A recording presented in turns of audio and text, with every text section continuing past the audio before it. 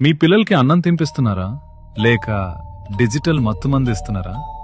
ప్లేట్లో ఉన్నది అమృతమే కావచ్చు, కానీ వాళ్ళ కళ్ళు చూస్తున్నది ఫోన్ అనే విషయం. ఆ స్క్రీన్ వెలుగులో వాళ్ళ అన్నం తినడం లేదు మావా, ఒక హిప్నటైజ్ చేయబడిన రోబోలా యాంత్రికంగా నోరు తెరుస్తున్నారు. సైన్స్ ఏం చెప్తుందో తెలుసా? మెదడు కార్టూన్ లోకంలో బిజీగా ఉంటే కడుపుకి ఆకలి సిగ్నల్స్ అందవు.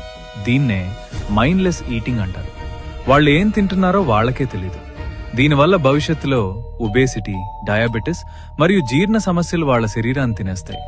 అన్నిటికంటే బాధాకరమైన విషయం ఏంటంటే, ఫోన్ చూస్తూ తిన్న పిల్లాడికి కూర రుచి తెలీదు. అన్నిటికంటే ముఖ్యంగా అమ్మ చేతి స్పర్శ కూడా తెలీదు.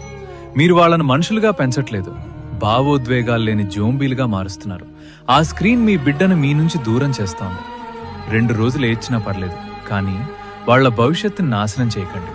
అన్నం తినేటప్పుడు నో గ్యాడ్జెట్స్ రూల్ పెట్టండి. వాళ్లతో మాట్లాడుతూ కథలు చెప్తూ తినిపించండి.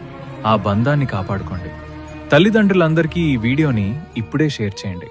రైజ్ విత్ రాజ్ని సబ్స్క్రైబ్ చేయండి.